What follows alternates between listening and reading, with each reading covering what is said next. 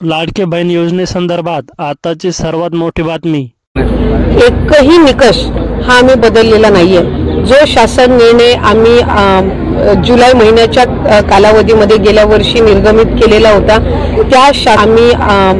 जुलै महिन्याच्या कालावधीमध्ये गेल्या वर्षी निर्गमित केलेला होता त्या शासन निर्णयाला धरून जी आहे ती त्या ठिकाणी ही योजना सुरू आहे। एकही निकषामध्ये अगदी शब्दाचा सुद्धा बदल हा केला गेलेला नाहीये। हे मला आपल्या माध्यमातून निश्चितपणाने लाडक्या बहिणींना सांगावंसं वाटते। आम्ही गेल्या 3 दिवसापासून जानेवारी महिन्याची डीबीटीची प्रोसिजर चालू केलेली आहे आणि 2,41,00,000 पेक्षा अधिक महिलांना आज या योजनेचा लाभ हा यंदाच्या महिन्यात सुद्धा मिळालेला आहे। त्याच्यामुळे ही योजना अधिकाधिक यशस्वीरित्या पार पाडणं हे काम हे सुरू आहे।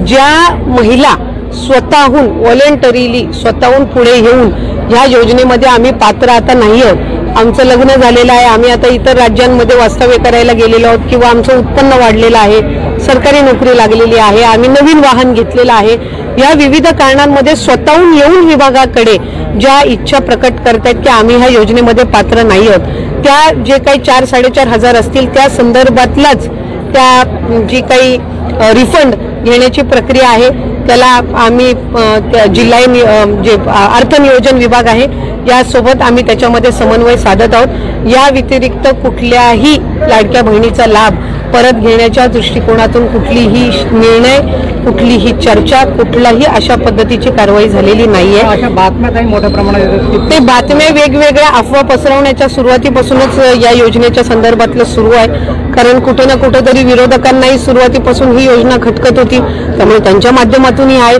काही वेळेला विनाकारण एखादी कुठली वर्तमानपत्रामध्ये बातमी आली की त्याची शहानिशा न करता माध्यमातून त्याचा प्रसार होत आहे। त्यामुळे मी आपल्या माध्यमातून सगळ्यांच्या माध्यमातून मला राज्याच्या जनतेला आणि लाडक्या बहिणींना सांगायचंय की ही योजना यशस्वीरित्या सुरू आहे। कुठेही आम्ही कुठल्याही पद्धतीने जबरदस्ती कोणाचा लाभ मागे परत घेण्याच्या संदर्भातला कुठलाही निर्णय घेतलेला नाही आणि त्या संदर्भातली कुठलीही कारवाई करण्यात आलेली नाहीये।